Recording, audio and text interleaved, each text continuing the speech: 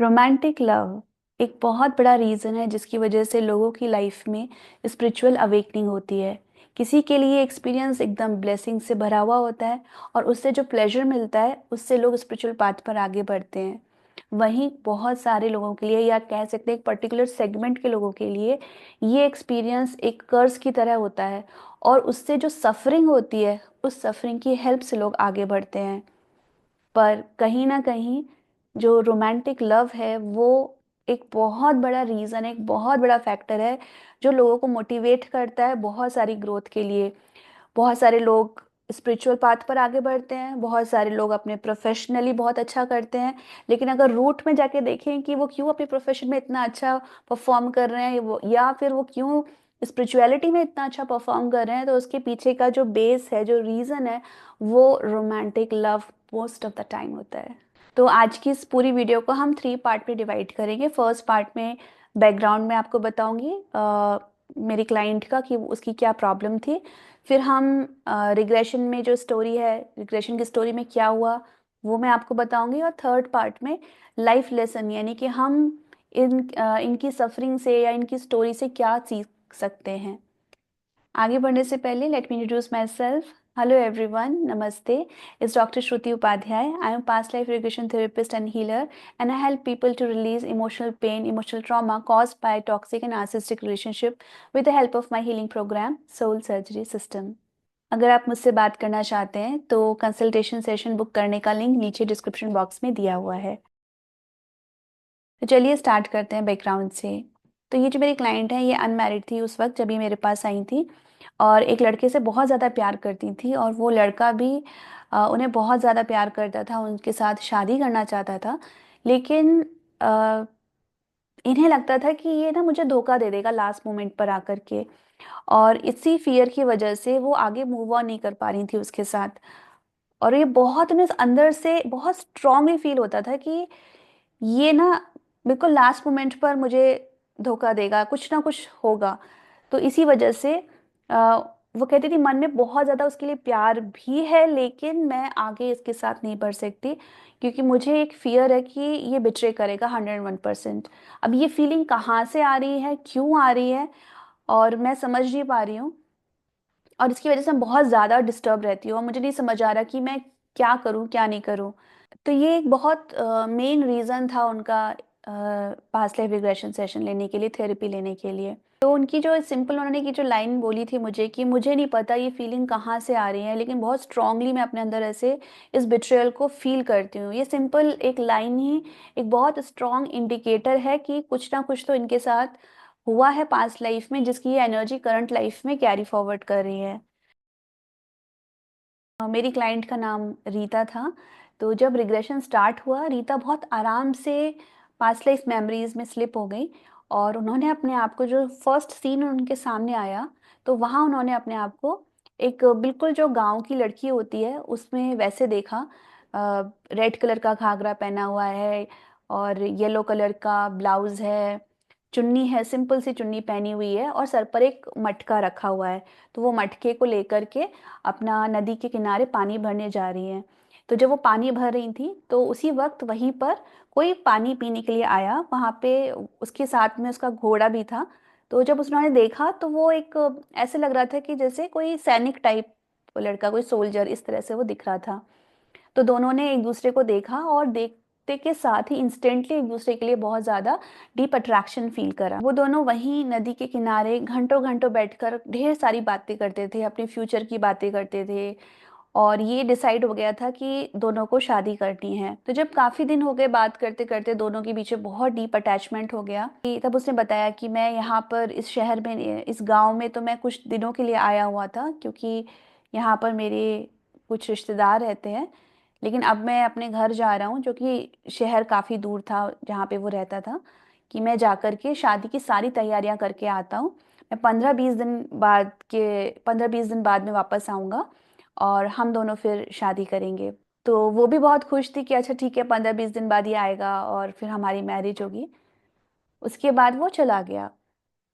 फिर ये वेट करती रही उसका कि ये आएगा, ये आएगा, ये आएगा, लेकिन 15 दिन निकल गए, 20 दिन निकल गए, जितना उसने कहा था मैं इतने दिन के बाद आ जाऊंगा, लेकिन वो आया नहीं वापस।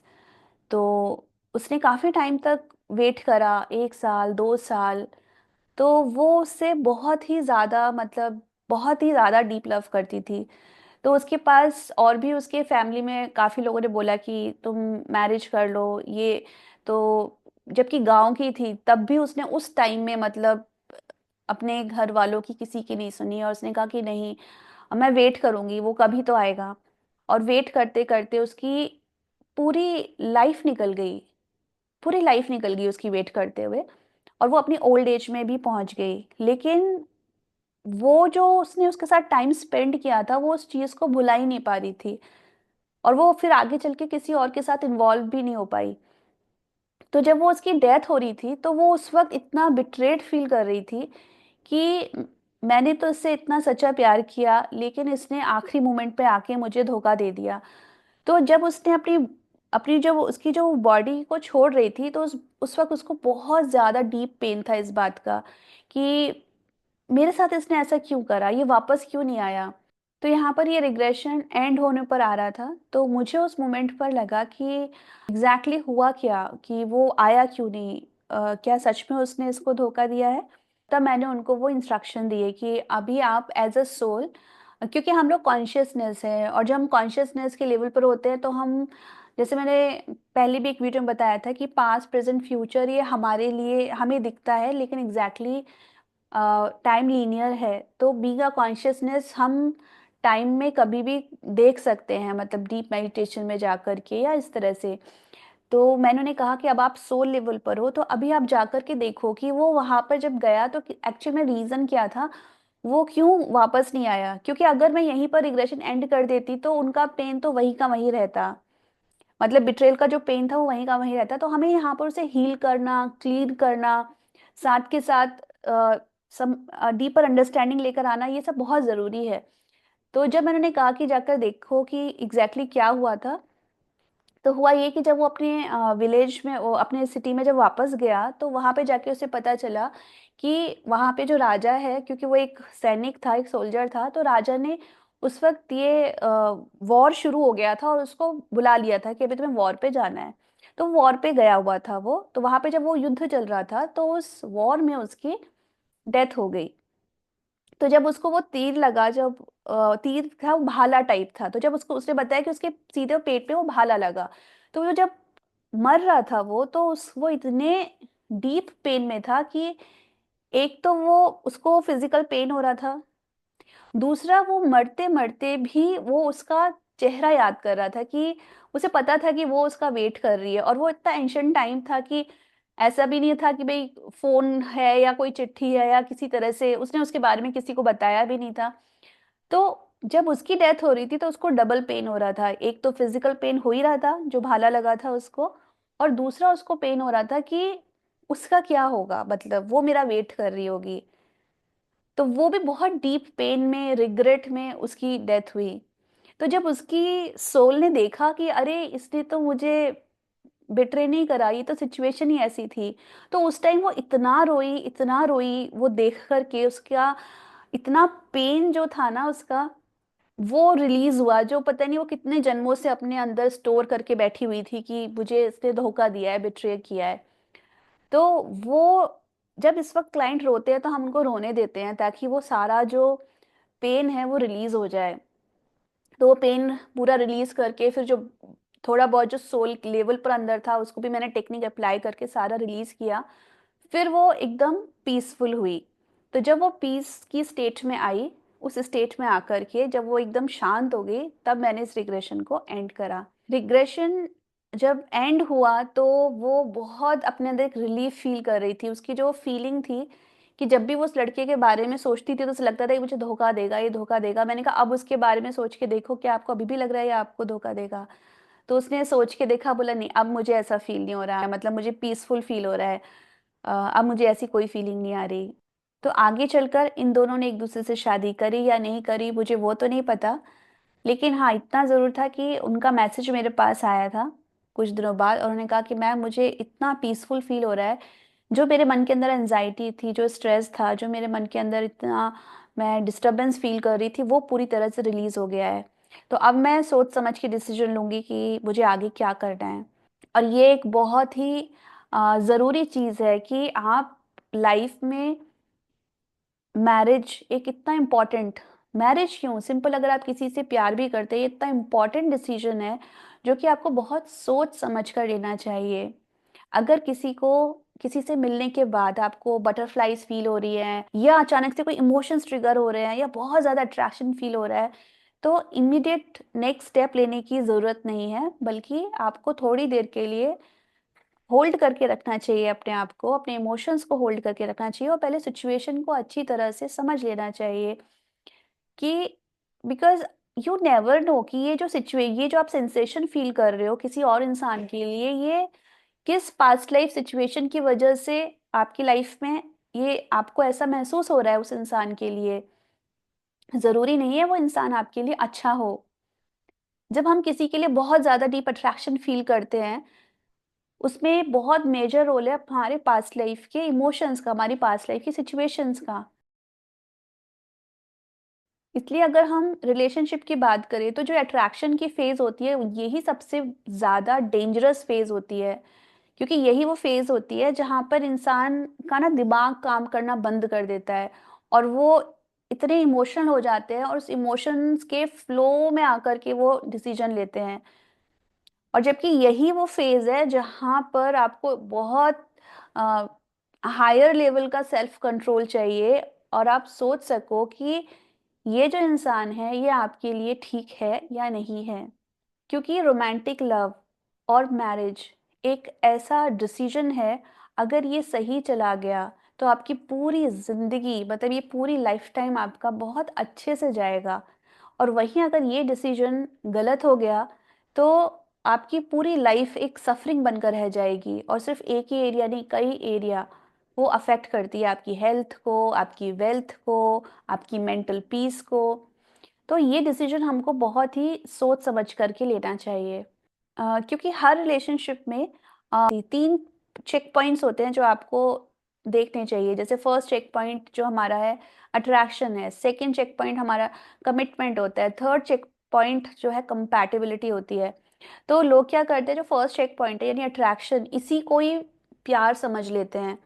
मतलब जब आपको किसी को देख कर के कुछ फीलिंग्स आ रही है, वो जो अट्रैक्शन हो रहा है, उसी को लोग प्यार समझ लेते हैं, जबकि वो प्यार कई बार तो होता भी नहीं है। अगर वो टॉक्सिक और नार्सिसिस्टिक रिलेशनशिप है, इमेजिन करिए आपका पास्ट लाइफ में एक नार्सिसिस्ट के साथ आपका इन्वॉल्वमेंट था, उससे आपको प्यार था। अभी जैसे ही इस लाइफ टाइम में नार्सिसिस्ट आपकी लाइफ में आते हैं, आपको बहुत डीप अट्रैक्शन होगा उसके लिए, नार्सिसिस्ट के लिए भी। मतलब एक सोलमेट के लिए भी वैसा ही अट्रैक्शन होता है जितना कि एक नार्सिसिस्ट के लिए होता है। तो वो इतना डीप अट्रैक्शन आप उस नार्सिसिस्ट की तरफ फील करोगे और आपको लगेगा कि ये तो ट्रू लव है, लेकिन वो ट्रू लव नहीं, वो ट्रॉमा बॉन्ड होता है। यानी कि पास्ट लाइफ का बचा हुआ ट्रॉमा बॉन्ड इस लाइफ में ट्रांसफर हो जाता है और आपकी सफरिंग कंटिन्यू रहती है। अट्रैक्शन फेज, ये फेज बहुत इंपॉर्टेंट भी है और बहुत डेंजरस भी है। डेंजरस क्यों है? क्योंकि जो फर्स्ट ये अट्रैक्शन फेज है, इस अट्रैक्शन को ही लोग ट्रू लव समझने लग जाते हैं, प्यार समझने लग जाते हैं। जबकि ये एक जो फेज है, अट्रैक्शन फेज, ये पास्ट लाइफ की जो रेसिडुअल एनर्जीज होती हैं वो होती है जब आप किसी के साथ मिलते हो। तो 2 लोग जब एक दूसरे के लिए अट्रैक्टेड है, एक दूसरे से मिल रहे हैं, बात कर रहे हैं, तो स्पेशली वुमेन्स को इस चीज़ का बहुत ज़्यादा ध्यान रखना चाहिए कि आप ये समझिए कि इस अट्रैक्शन के फेज़ में सामने वाले की इंटेंशन क्या है। बीइंग अ थेरेपिस्ट, मैंने ये चीज़ ऑब्ज़र्व करी है कि जो रोमांटिक लव होता है, उसका जो ट्रॉमा होता है, वो वुमेन्स को बहुत ज़्यादा बुरी तरह से तोड़ के रख देता है एज़ कम्पेयर टू मेन। क्योंकि कुछ भी कहो, मैन फिर भी काफ़ी प्रैक्टिकल होते हैं और उनका वायरिंग, उनका सोचने का तरीका, उनका फ़ील करने का तरीका काफ़ी डिफरेंट होता है और उनके अंदर सहन शक्ति भी शायद कुछ कह लो कि कुछ ज़्यादा होती है कि वो सहन भी कर जाते हैं उस ट्रॉमा को। वहीं जो वुमेन्स होती हैं, वो उनका जो नेचर होता है वो बहुत इमोशनल होती हैं, प्रैक्टिकल ज़्यादा नहीं सोच पाती हैं, बहुत इमोशनल होती हैं। तो जब उनका दिल टूटता है तो वो इतनी बुरी तरह बिखर जाती है कि उनको थेरेपी लेनी पड़ती है। अगर मैं अपनी बात करूँ तो अब तक 1000 से ज़्यादा लोग मुझसे कनेक्ट होकर के हीलिंग ले चुके हैं, थेरेपी ले चुके हैं और उसमें 95% विमेन थी। तो ये जब लोग मेरे पास आए और उन्होंने सब कुछ बताया, तो इमेजिन करिए, अगर 95% वुमेन थी तो मैंने एग्जैक्टली सुना किसके बारे में ज़्यादा है। मैंने 95% मैंने आदमियों के बारे में सुना है कि वो कैसे होते हैं, कैसे बिहेव करते हैं। और वो मेरे लिए बड़ा आई ओपनिंग था। मतलब मैं तो हैरान रह गई सुन करके कि लिटरली कि मैं ना रियली सो प्रैक्टिकल, मतलब बहुत ही ज़्यादा प्रैक्टिकल होते हैं। उनके मन में कुछ और होता है, उनके चेहरे पे कुछ और होता है। अ, एक औरत एक वक़्त में एक पर्सन के लिए डेडिकेट रह सकती है, लेकिन एक आदमी एक वक़्त में 2-4 वुमेन्स के साथ भी कनेक्टेड रह सकता है और हर जगह अपना फेस पोकर दिखा सकता है कि मतलब किसी को कानो-कान खबर ही नहीं लगेगी कि ये अभी एक साथ में एक से ज़्यादा वुमेन्स के साथ इन्वॉल्व्ड है। तो जो फर्स्ट फेज़ है अट्रैक्शन फेज़, तो आपको अट्रैक्शन फेज़ को बहुत सोच समझ करके आपको इस फेज़ में आगे बढ़ना चाहिए। फर्स्ट ऑफ ऑल, जो भी आप सेंसेशन फ़ील कर रहे हो, पहली चीज़ तो इसको आप प्यार मत समझिए अभी अट्रैक्शन फेज़ में, आप इसे प्यार मत समझिए, ये सिर्फ़ अट्रैक्शन ही है। और इस फेज़ को आप यूज़ करिए इस इंसान को जानने के लिए। अट्रैक्शन फेज़ में जो सबसे पहली चीज़ आपको करनी चाहिए, जितना हो सके आप इस इंसान के साथ बात करें, इसका बिहेवियर को नोटिस करें, इसके एक्शंस को नोटिस करें, अपनी इमोशनल साइड को थोड़ा साइड रख दें और फिर अच्छे से ऑब्जर्व करें कि ये पर्सन किस तरह से, इसकी बातें किस तरह की हैं, इसके एक्शन किस तरह के हैं। उससे उसको अच्छे से ऑब्जर्व करके अब आप देखिए कि इस इंसान के साथ आगे बढ़ना चाहिए या नहीं बढ़ना चाहिए। अक्सर लोग क्या करते हैं ना, मैंने देखा है कि वुमेन्स की एक थिंकिंग होती है कि अगर किसी के साथ वो अट्रैक्टेड है और उस इंसान ने तुरंत बोल दिया कि हम शादी करेंगे, हम मैरिज करेंगे, तो वो एकदम से खुश हो जाती है। हाँ, हाँ, मतलब इसका मतलब ये अच्छा लड़का है, ये शादी की बात कर रहा है। क्योंकि खराब लड़के तो वो होते हैं जो बस अ, मिलते हैं, यूज़ करते हैं, चले जाते हैं। तो ये लड़का अच्छा है बिकॉज़ ये शादी की बात कर रहा है, ये ऐसा नहीं है कि बस घूमना-फिरना है, तो ये अच्छा लड़का होगा। लेकिन ऐसा नहीं है। अगर हम एक टॉक्सिक मैन की बात करें तो एक वुमेन के लिए 2 तरह के मैन बहुत ज़्यादा टॉक्सिक होते हैं। तो ये चीज़ आपको अट्रैक्शन फ़ेज़ में ही समझ लेनी चाहिए। तो पहली कैटेगरी के तो जो टॉक्सिक मैन होते हैं वो इस तरह के होते हैं कि उन्हें जो हम यूजुअली हम सभी लोगों को पता है कि वो इस तरह के मैन होते हैं कि जो सिर्फ़ टाइम पास करने के लिए आपसे कनेक्ट करते हैं। इमेजिन करो कि आप एक पिकनिक स्पॉट पर हैं। इमेजिन करो एक बहुत बहुत ब्यूटीफुल लैंड है, आप वहाँ पर बैठी हुई हैं, आपके पास तो ब्रिक भी है, आपके पास सीमेंट भी है, आपके पास सब कुछ है, तो आप तो घर बनाने के बारे में सोच रही हैं। और यहाँ पर ये पर्सन आता है और आकर के बस इसको आप पूछो कि आप यहाँ पर किस वजह से, हम घूमेंगे, फिरेंगे, बातें करेंगे, और आप उसे पूछो कि और व्हाट अबाउट दिस हाउस, घर बनाने के बारे में। तो घर बनाने के बारे में वो कुछ बातें करते ही नहीं है। कहते नहीं, नहीं, नहीं, मुझे घर-वर कुछ नहीं बनाना है, मैं तो बस यहाँ घूमने-फिरने के लिए आया हूँ, और वो चले जाते हैं, राइट? अब वो चले गए, तो अब यहाँ पे जो अट्रैक्शन फेज़ है, अनफॉर्च्युनेटली ये सबसे ज़्यादा लोग इस चीज़ को, अट्रैक्शन फेज़ को बहुत कई बार ये बहुत ज़्यादा एक्सटेंड हो जाती है। इस फेज़ में लोगों को जो राइट क्वेश्चंस पूछने चाहिए एक-दूसरे से, वो पूछते ही नहीं है। वो इतना अट्रैक्टेड है इस इंसान के लिए कि एनी हाउ वो चाहते हैं कि ये इंसान मेरे साथ में रहे। और वो इम्पोर्टेंट क्वेश्चंस, लाइक अगर 2 लोग एक-दूसरे के साथ हैं, उनका उनका एम क्या है? वो आपस में क्यों मिल रहे हैं? आपका एम क्या है? अगर आपका एम मैरिज है, क्या इस पर्सन का भी एम मैरिज है? या इसका सिर्फ़ फन है? अगर आपका भी फन है, इसका भी फन है, तो then there is no problem. But अगर आपका एम है that you want to build a house, और अगर इसका एम है कि नहीं, इसको तो बस घूमना-फिरना, मज़े करना है, और आपने ये चीज़ें अट्रैक्शन फेज़ में अर्ली यानी शुरू के टाइम में ही क्लियर नहीं करी, तो फिर क्या होगा? लोग क्या करते हैं, बहुत लंबे टाइम तक इसको खींचते हैं, और उसके बाद लास्ट में जाके उन्हें पता चलता है कि नहीं, ये तो इंटरेस्टेड ही नहीं था। फिर क्या होगा? ट्रॉमा हो जाएगा, फिर थेरेपी के लिए जाना पड़ेगा। ठीक है? तो फर्स्ट ये कैटेगरी है टॉक्सिक माइंड की, तो जिससे आपको, इसीलिए सारे इंपॉर्टेंट क्वेश्चंस आपको स्टार्टिंग में करने चाहिए। नाउ द सेकंड कैटेगरी के मैन है कि आप अपना सारा सामान लेके बैठी हुई हैं, सब कुछ है, और आपके पूछने से पहले ही इसने पहले से बोल दिया कि मुझे तो आपके साथ घर बनाना है, मुझे तो आपके साथ मैरिज करनी है। अब आप तो बहुत खुश हो गई, ये तो बिल्कुल right kind of the man है, ये तो बिल्कुल सही तरह का लड़का है कि भाई इसके साथ, ये तो शुरू में ही बोल रहा है कि मुझे आपके साथ शादी करनी है। लेकिन ये सेकंड कैटेगरी, लेकिन ये कैटेगरी भी टॉक्सिक मैन की होती है।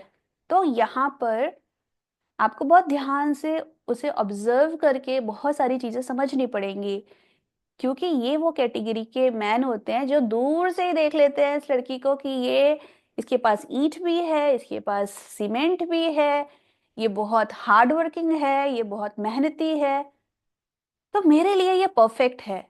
मैं इससे शादी करके सारी जिम्मेदारियां इसके सर पे थोप दूंगा, ये अकेले बैठ के घर बनाती रहेगी, मैं फटाफट मैरिज कर लूंगा, ये अकेले बैठ के घर बनाएगी, ये अकेले बैठ करके बच्चों की जिम्मेदारियां उठाएगी, ये अकेले बैठ करके मेरे फाइनेंसेस भी संभाल लेगी, ये सारे काम कर लेगी।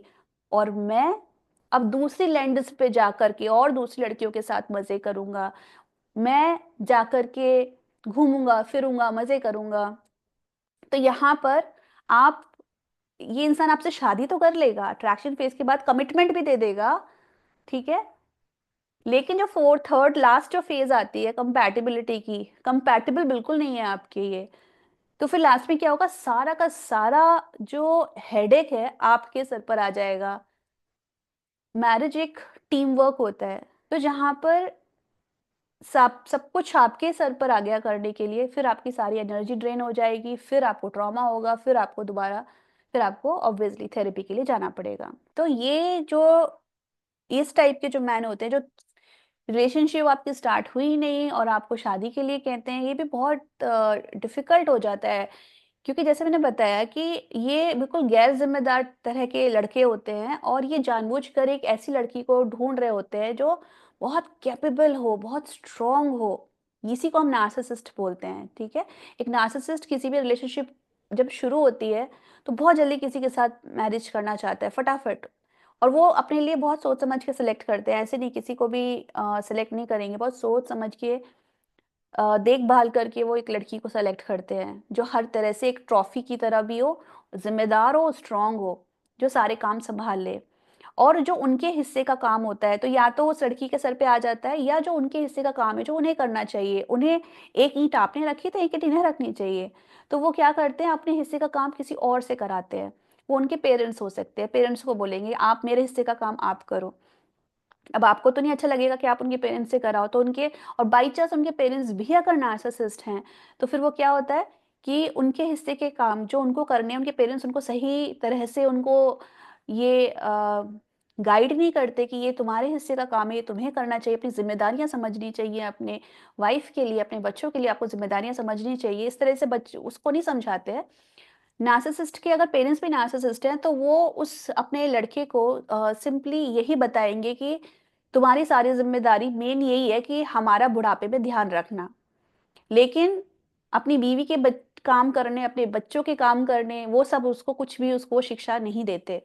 तो अब क्या होगा, वो अपने पेरेंट को बोलेंगे आप मेरी मेरे हिस्से की ईंट आप रख दो, अब उसके पेरेंट्स आके करेंगे, फिर वो आपके ऊपर एहसान दिखाएंगे कि देखो वो कि हम तो आपको बहुत हेल्प कर रहे हैं, और आपको फिर obviously you will not like it, फिर आपको गुस्सा आ जाएगा, आप बोलोगे नहीं मैं अपने आप कर लूंगी, मैं अकेले कर लूंगी। और इस तरह से सारी की सारी चीजें आप, क्योंकि आप किसी का एहसान नहीं लेना चाहेंगी, तो सब कुछ आपके सर पर आ जाएगा करने के लिए। और फिर ये ऐसी स्ट्रांग वुमेन्स करती हैं, अकेले सारी जिम्मेदारियां उठाती हैं और पूरी तरह से इनकी एनर्जी ड्रेन हो जाती है। तो इस तरह से ये स्ट्रांग वुमेन जब अकेले इस तरह की रिलेशनशिप में रहती है तो वो इतनी थक जाती है, टायर्ड हो जाती है, गुस्से से भर जाती है कि उसकी फिर उसको हेल्थ इश्यूज, हर तरह के उसके फाइनेंशियल सब कुछ उसको बहुत ज़्यादा उसको दिक्कत होती है। तो यानी कि ये दोनों कैटेगरी के लोग, यानी कि एक ऐसा लड़का जिसका तो जिसके माइंड में है ही नहीं, उसको अभी फन ही करना है, उसे घूमना फिरना है, उसे घर बनाने से, कमिटमेंट देने से, शादी करने से उसे कोई, उसको कोई आप में इंटरेस्ट नहीं है, वो बस मजे करना चाहता है अपनी जिंदगी के। ऐसा लड़का भी आपके लिए ठीक नहीं है, और ऐसा लड़का भी आपके लिए ठीक नहीं है जो एक नार्सिसिस्ट है, यानी कि वो तुरंत शादी के लिए आपको हाँ कहेगा, पहले दिन से ही आपसे शादी की बात करेगा, पहले दिन से ही आपसे बच्चों की बातें करेगा। ऐसा भी इंसान आपके लिए ठीक नहीं है।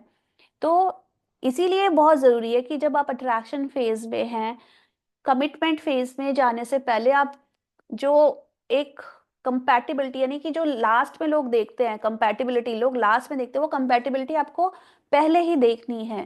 तो अगर आप एक ऐसी वुमन है who is very kind, who is very loving, who has lot of empathy और रिस्पॉन्सिबल, तो जब आपकी अट्रैक्शन फेज चल रही है, उस फेज में आपको बहुत ध्यान से ये ऑब्जर्व करना है। ध्यान से मतलब एक एक पॉइंट पर आपको ये चीज ऑब्जर्व करनी है कि क्या इस इंसान के अंदर भी एम्पैथी है, क्या रिस्पॉन्सिबिलिटी, सेंस ऑफ रिस्पॉन्सिबिलिटी है। और आपको ये चीज भी देखना है कि क्या ये सेंस ऑफ रिस्पॉन्सिबिलिटी या एम्पैथी तभी आती है जब उसे बहुत सारे लोग ऑब्जर्व कर रहे हो, या ये अकेले में भी चुपचाप भी इसके अंदर ये चीज रहती है कि जहाँ इसे लोगों का दर्द महसूस होता है। अनफॉर्चुनेटली जो सोसाइटल नॉर्म्स है कंपैटिबिलिटी के, वो आज के टाइम में तो बिल्कुल भी काम नहीं कर रहे हैं, जहाँ नार्सिसिज्म बहुत पीक पे चल रहा है। जैसे हम कंपैटिबिलिटी इस तरह से देखते हैं कि भाई कास्ट सेम हो, जो ट्रेडिशनल कंपैटिबिलिटी है तो उसपे तो चलो कास्ट वगैरह सेम देखी जाती है। अब आज के टाइम में लोग कास्ट वगैरह तो इतना नहीं मानते हैं, लेकिन नॉर्मली देखते हैं कि हाँ भाई ये लड़का अच्छा अर्न करता हो, महीने का अच्छा अर्न करता हो, ये लड़की बहुत प्रिटी है। तो ये जो सुपरफिशियल चीजें हैं ना, तो आपको अपने आप से ये पूछना पड़ेगा कि एग्जैक्टली आप किस तरह के इंसान हो। क्या आप उस तरह के इंसान हो जिसको सुपरफिशियल क्वालिटीज बहुत ज्यादा अट्रैक्ट करती है, जैसे चार्म, करिश्मा हो गया, एकदम रूम को लाइट अप कर देना। कुछ होते हैं ना, जैसे रूम में एंटर होते हैं वो इस तरह की बातें करते हैं, सब उनकी तरफ अट्रैक्टेड हो जाते हैं, वो इस तरह से हंसना, बात करना, इस तरह का। तो क्या आपको ये सुपरफिशियल क्वालिटीज आपको से आप अट्रैक्ट हो जाते हो? अगर आप इन सुपरफिशियल क्वालिटीज से अट्रैक्ट हो जाते हो तो बहुत ज्यादा चांसेस है कि आप एक नार्सिसिस्ट के साथ प्यार में पड़ जाओ। वहीं आपको अपने आप से पूछना पड़ेगा कि आपको आपको क्या ज्यादा अच्छा लगता है, कि आपको एक इमोशनल कनेक्शन अच्छा लगता है किसी के साथ, ये डीप क्वालिटीज, एम्पैथी का होना, केयर का होना, डीप लेवल पर बातें कर पाना। तो ये सब चीजें जो होती है ना, तो ये बहुत इंपॉर्टेंट है। यहाँ पर आपको ये कंपैटिबिलिटी चेक करनी चाहिए, और ये आप तब तक चेक नहीं कर सकते जब तक आप किसी इंसान के साथ टाइम स्पेंड ना करें, और उसको ऑब्जर्व करना बहुत जरूरी है। तो अगर आप चाहते हैं आपकी पूरी लाइफ अच्छी जाए किसी एक राइट पर्सन के साथ, तो जो ये मैंने देखा है मिस्टेक्स मेरे क्लाइंट्स ने करी है, इनफैक्ट मैंने भी अपनी लाइफ में करी है, कि हम ये सब चीजें ऑब्जर्व नहीं करते। और जब अगर हम ये चीजें ऑब्जर्व नहीं करते, तो यही फिर हमारी लाइफ में रोमांटिक रिलेशनशिप एक ट्रॉमा बन करके हमारी जिंदगी में आती है। तो जो ट्रेडिशनल वेज हैं कंपैटिबिलिटी के, वो अनफॉर्चुनेटली आज के वक्त में पीस ऑफ माइंड जिसे चाहिए वो ये काम नहीं कर रहे। तो जैसे ट्रेडिशनल वेज हैं कि भाई कास्ट देखना, कास्ट देख के शादी करना, नेशनैलिटी देख करके शादी करना, फिजिकल एज देख करके शादी करना, बैंक बैलेंस कितना है उसको देखकर शादी करना, कोई कितना गुड लुकिंग है ये देख करके शादी करना। अगर आपने सिंपल ये सब चीजें देख करके किसी से मैरिज करी, आ, तो फिर तो एक गैम्बलिंग की तरह है। अगर आपका लक अच्छा हुआ तो हो सकता है कि सब कुछ सही हो जाए, लेकिन अगर आपने ठीक से नहीं समझ कर करी तो आप बहुत बड़ी मुसीबत में भी फंस सकते हैं, आपकी जिंदगी भी खराब हो जाती है फिर पूरी तरह से। क्योंकि जितने भी नार्सिसिस्टिक पार्टनर्स होते हैं, उनकी जो भी फिजिकल एज होती है, इंटरनली उनकी इमोशनल एज 5 साल के बच्चे की अंडरस्टैंडिंग पर आकर रुक जाती है। तो वहाँ अगर आप एक ऐसे पर्सन है जो इमोशनली कनेक्ट होना बहुत पसंद करते हैं लोगों के साथ, तो अगर आप नार्सिसिस्टिक के साथ फंस गए तो फिर आपकी पूरी लाइफ स्पॉइल हो जाएगी।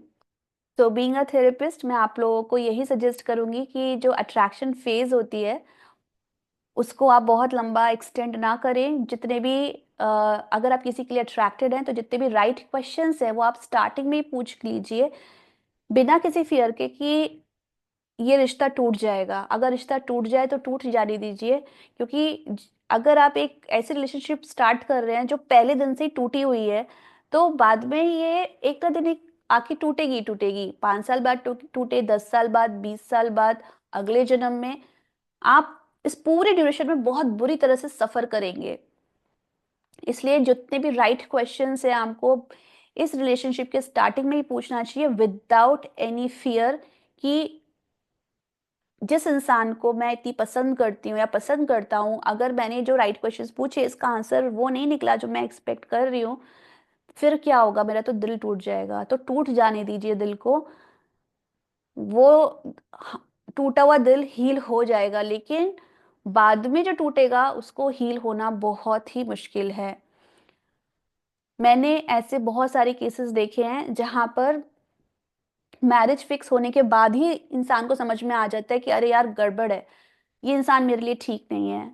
और उस वक्त भी वो, फॉर एग्जाम्पल, मैं अपनी फ्रेंड के, आपको मेरी क्लोज फ्रेंड है, तो मैरिज फिक्स हो गई, शादी के कार्ड्स प्रिंट हो गए, और उसके बाद उसको रियलाइज हुआ, जब वो डेली उसने उससे बातें करनी शुरू करी तब उसे पता चला कि अरे ये इंसान तो बिल्कुल भी ठीक नहीं है, ये तो कुछ साइको टाइप है। लेकिन उसके पेरेंट्स ने कहा नहीं नहीं, कर लो शादी, ऐसे कुछ नहीं, सब ठीक हो जाता है बाद में, ये सब तो चलता रहता है, चलता रहता है। शादी हो गई और उसके बाद जो सिचुएशन आई वो सच में बिल्कुल साइको इंसान था। 3 महीने बाद इतनी, मतलब ट्रॉमा हुआ उसको कि 3 महीने बाद वो शादी टूटी ही।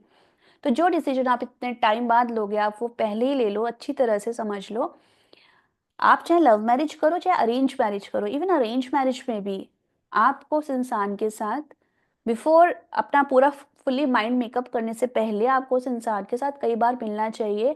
मिलने के बाद आप अच्छी तरह से उसके नेचर को समझ लीजिए, और उसके बाद ही आप आगे बढ़े, उसके बाद ही आप डिस्क्लोज करें, क्योंकि आप आपने इस इंसान को समझा नहीं, और आपने सिर्फ एक मीटिंग की है, आपने उस इंसान को ठीक तरह से समझा नहीं, या फिर आप सबको बता देते हो अपने रिलेशनशिप के बारे में। फिर आपको सोसाइटी का फियर होता है कि अब लोग क्या कहेंगे, कार्ड छप गए, ये हो गया वो हो गया। तो फाइनल मैं आपको यही सजेशन दूंगी, अट्रैक्शन फेज में सारे राइट क्वेश्चन बिल्कुल स्टार्टिंग में पूछ लीजिए बिना किसी फियर के, और दिल टूटेगा तो टूटने दीजिए, लेकिन बाद में जो सिचुएशन आएगी वो उससे भी ज्यादा खतरनाक होगी। और अट्रैक्शन फेज के बाद अगर आपको अच्छी तरह से कंफर्म हो जाता है कि ये पर्सन एक्चुअल में, मैंने जैसे बताया, आपके पैरामीटर्स भी आपको ठीक से समझने पड़ेंगे, इम्पैथी, ये सारी चीज़ें आपको चेक करनी पड़ेगी।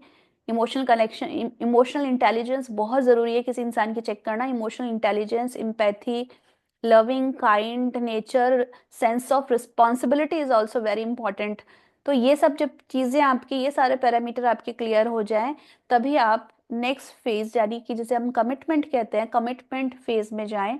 और कमिटमेंट फेज में कमिटमेंट देने के साथ साथ जो थर्ड फेज है कंपैटिबिलिटी, आप कंपैटिबिलिटी भी चेक कर ले। कई बार ऐसा भी होता है कि दो लोग अच्छे हैं, ऐसा नहीं है कि उनमें कोई नार्सिसिस्ट है, लेकिन फिर भी उनके बीच में कंपैटिबिलिटी नहीं होती। मतलब दोनों को हो सकता है सोने का टाइम बिल्कुल अलग हो, उठने का टाइम बिल्कुल अलग हो सकता है आप एक ऐसे पर्सन है जो सात्विक है, लेकिन ये पर्सन अच्छा इंसान हो सकता है, लेकिन ये इसकी हैबिट्स अलग हो सकती हैं, ये स्मोकर हो सकता है, ये अल्कोहल लेता हो। तो आप एक सात्विक इंसान है, तो ऐसे इंसान के साथ भले ही अच्छा इंसान हो, लेकिन आप ऐसे इंसान के साथ रह नहीं पाएंगे जो अल्कोहल लेता है या सिगरेट वगैरह पीता है। तो ये सब चीजें, मतलब जो लाइफ स्टाइल है, वो सब भी बहुत इंपॉर्टेंट है। कंपैटिबिलिटी चेक करना भी बहुत इंपॉर्टेंट है। तो ये तीनों चीजें, यानी कि अट्रैक्शन फेज में सारे क्वेश्चंस, कमिटमेंट फेज में आपको ये देखना है कि कितना कमिटेड है, ये सब घूमने फिरने के हिसाब से तो नहीं, कमिटेड है, सीरियस है। और कंपैटिबिलिटी, कंपैटिबिलिटी भी आप ये सारी चीजें लाइफस्टाइल से लेकर के हर एक चीज आप, जब आपके ये सारे चेक हो जाएं, तभी आप आगे किसी को लाइफ टाइम किसी के साथ रहने के लिए सोचें। क्योंकि मैरिज एक इतना इंपॉर्टेंट डिसीजन होता है, अगर आपने गलत लिया तो सिर्फ आपकी जिंदगी नहीं, आपके बच्चों की जिंदगी भी खराब हो जाती है। तो हमें सोसाइटी के प्रेशर में नहीं आना चाहिए कि एनी हाउ शादी करनी है, किसी से भी कर लो, गधे से कर लो, घोड़े से कर लो, ऐसा नहीं होना चाहिए। एज निकली जा रही है, किसी से भी कर लो। इट्स ओके अगर आप पूरी जिंदगी सिंगल भी रहे, आप 10 जन्म भी सिंगल रहे, वो भी ठीक है, लेकिन ये बिल्कुल ठीक नहीं कि जल्दबाजी के चक्कर में या लैक ऑफ नॉलेज की वजह से या अट्रैक्शन की वजह से आप किसी भी इंसान से शादी कर ले, और उसके बाद जो उसके कंसिक्वेंसेस होते हैं वो इतने हॉरिबल होते हैं कि वो फिर आपको आगे के नेक्स्ट 10 लाइफ टाइम भी आपको परेशान करेंगे। और वहीं एक और बहुत इंपॉर्टेंट चीज़ है कि अगर कुछ ट्रॉमा हुआ है आपके साथ, तो आप उसको हील करें, क्योंकि जब हम अपने ट्रॉमा को, रोमांटिक रिलेशनशिप का जो ट्रॉमा है, जब हम उसको क्लियर कर लेते हैं, तो हमारी जो पूरी चारों तरफ की एनर्जी फील्ड है, वो इतनी पॉजिटिव हो जाती है कि वो पॉजिटिव लोगों को भी अट्रैक्ट करती है।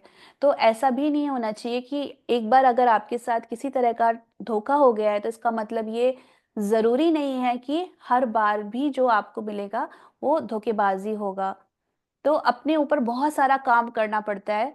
इसलिए मैंने कहा कि ये जो रिलेशनशिप है बहुत ज़्यादा एनलाइटनमेंट लेकर आती है, क्योंकि जब इस तरह के ट्रॉमास आपके अंदर होते हैं, तो आप उसको जब हील करते हो, क्लियर करते हो, तो आप एक वाइज़ पर्सन बन जाते हो।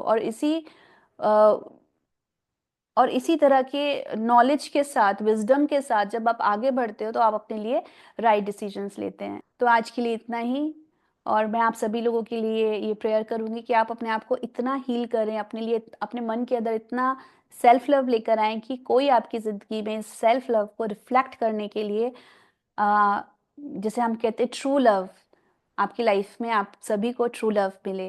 लेकिन उस ट्रू लव से मिलने के लिए पहले आपको खुद से ट्रू लव करना पड़ेगा।